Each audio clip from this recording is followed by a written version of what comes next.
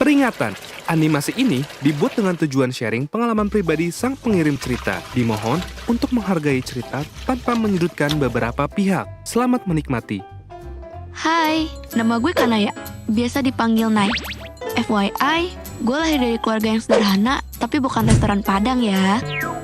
So, ya nggak kurang, nggak lebih juga, hihi. Papa dan Mama adalah tempat gue belajar pertama kali, terutama Mama. Mama itu dibesarin di Sumatera Utara. Mama lahir dari keluarga yang pinter dan bernasib baik. Nah, dari kecil, gue sering banget dapet nasihat tentang hidup dan pendidikan, apalagi cerita tentang sekolah kedinasan. PKN Stan, I love you deh. BTW, kalau dari silsilah keluarga Mama, adiknya Mama alias auntie gue itu salah satu panutan gue.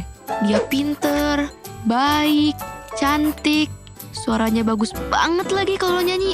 Wow banget sih ini. Ini mah bener-bener independent woman. Gak cuma auntie aja yang bikin gue speechless. Keluarga Mama dari kedua orang tuanya juga pada bernasib baik. Pinter-pinter, cantik, cakep, lengkap banget deh pokoknya. Tapi ternyata keberhasilan mereka seakan-akan ngajarin gue bahwa untuk hidup, untuk jadi orang, harus sekolah. Harus belajar mati-matian pokoknya. Nah ini nih trigger gue jadi bocah ambis. Karena ya mereka notabene-nya orang yang sekolah pakai beasiswa, kuliah di universitas negeri. Wah banget deh. Jadi role model gue banget sih orang-orang di dekat gue tuh. Dan alhamdulillahnya, kepintaran-kepintaran mereka nurun sedikit ke gue. Istilahnya ya gue kena percikan sedikit lah. Dari kecil, apapun perlombaannya, kelas berapapun gue, pasti dapet tuh juara 1. Sampai satu waktu, Mama dan Papa nyokolahin gue di SMP swasta. Yang mana itu sekolahnya sekolah terbaik di sini. Nah, karena itu SMP swasta, banyak banget nih teman-teman gue yang crazy rich. Dan gue mah apa tuh? Cuma nemar-nemarin doang. So, apakah gue jadi juara 1 di kelas? Boro-boro bro, masuk 5 besar aja alhamdulillah.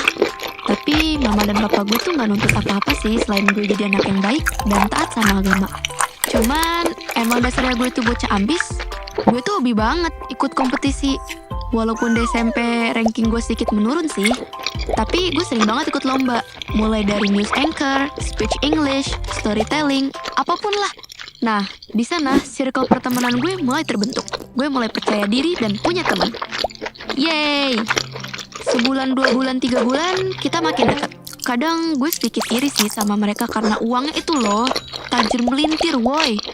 Tapi sebelum masuk ke sekolah swasta itu, Mama udah bilang sih kalau, Nak, kita gak bisa ngikutin gaya hidup mereka. Kalau teman-teman kakak punya 10, setidaknya kakak punya 5. Ya gitulah perumpamaan kalau gue gak bisa selalu ngikutin gaya mereka. Kalau ada beberapa teman gue yang punya HP merek iPhone, ya gue juga punya, tapi Android. Ya kayak gitulah maksud gue 10 dan 5 tadi. Tapi gue sadar Mama ngajarin gue banyak hal yang gak bisa dibeli pakai uang mereka. Gue kan anak yang ambis banget. Waktu naik kelas 2, akhirnya gue masuk 3 besar dan bawa piala nilai sains terbaik di kelas. Wow, itu sih bener-bener pencapaian yang terwadidau digidau semasa gue kelas 2 SMP. Oh iya, gue juga sering diskusi sama teman-teman gue. Lanjut SMA di mana, kuliah di mana, dan mau jadi apa. Itu adalah salah satu topik yang selalu gue bawa kemana-mana. Pasti ada aja yang nyelutuk, aduh gue kuliah disuruh ambil sastra Arab nih. Gue sih kedokteran, dimana aja oke kok. Dan lucunya, ada juga yang bilang, jangankan kuliah, SMA aja gak tahu nih mau di mana. Kita sering banget cerita tentang ini, dan gue sering juga cerita buat sekolah di mana, my dream college, dan besar mau jadi apa. Padahal mah, Tuhan udah ngatur semuanya. So, dengan bangga, gue bilang kalau gue mau sekolah di SMA negeri terbaik di provinsi gue, yang berbasis fisik dan pelajaran yang sangat high quality lah. Makin lama, gue makin tenggelam dalam pikiran bahwa untuk jadi orang sukses itu harus masuk sekolah di sini dan kuliah harus di sana. Seenggaknya itu yang selalu ada di benak hati gue. Waktu berlalu begitu aja. Gak kerasa, waktunya tes SMA tinggal 8 bulan lagi. Waktu lihat persyaratannya gue jelas banget. Di sini persyaratannya tertulis. Melampirkan sertifikat OSN bila ada, tidak perlu ikut tes akademik. Ada wawancara pakai bahasa Inggris juga. Waduh, gila banget nih sekolah. Di situ gue terdiam dan ya gitu deh, bingung gimana cara dapetin sertifikat itu. Gila banget. Padahal mah Gak ada juga nggak apa-apa. Kayak yang gue mention di awal cerita, bahwa mama dan papa gue tuh sebenarnya nggak terlalu nuntut gue dalam hal pendidikan. Yang penting sekolah dan tetap serius. Waktu kita baca persyaratannya, mama langsung bilang, gak semua orang yang punya sertifikat OSN mau sekolah di SMA ini, Kak. Hidup nggak selalu di atas, kadang di bawah juga. Gak usah terlalu dipikirkan. Allah udah ngatur rezeki setiap orang. Gak akan tertukar kok, do your best aja. Tapi emang dasarnya gue kolot. Gue pengen aja gitu bisa bikin bangga keluarga. Beberapa hari kemudian, gue sering banget termenung mikirin OSN itu. Kadang cerita sama teman, tapi jawabannya malah, alah masih lama itu mah, santai aja. Kayak, santai? Santai gimana bro? Bentar lagi tamat SMP. Kalau gak ada persiapan yang mateng, bisa-bisa hidup lu yang mateng. Malahnya dada gue sesak banget, pengen nangis. Gue anaknya emosional.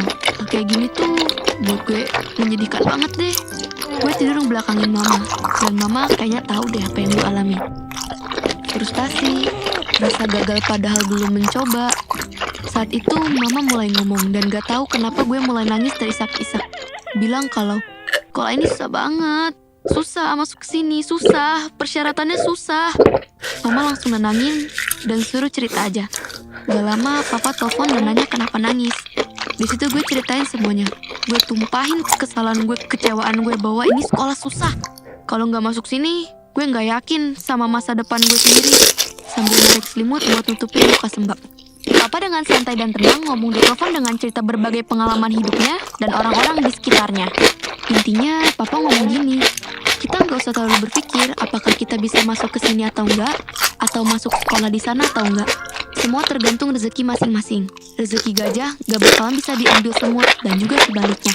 Tetapi, gue gak bisa nerima itu, karena gue pengen sukses. Dan Papa bilang, sukses itu rezeki, yang penting jujur.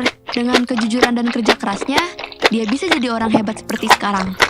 Saat Papa bilang kayak gitu di telepon, gue teringat masa kecil gue. Karena mama sering banget ngomong kayak gini ke gue. So, gue coba belajar dengan tenang buat prepare masuk SMA yang gue mau. Ya, walaupun sempat sakit-sakitan karena stres, down, dan ngerasa gak layak. Alhamdulillahnya, gue lolos dan bisa masuk SMA yang gue mau. Di sini gue sadar, terlalu ambis itu gak baik. Entah buat kesehatan fisik maupun mental gue. Untungnya, gue dikelilingin orang yang menenangkan dan support gue. Yap, mereka adalah mama dan papa gue. Dari mereka, gue belajar banyak. Jangan terlalu stres sama pendidikan karena semua ada jalannya. So, jangan lupa subscribe channel gue punya cerita ya. See you!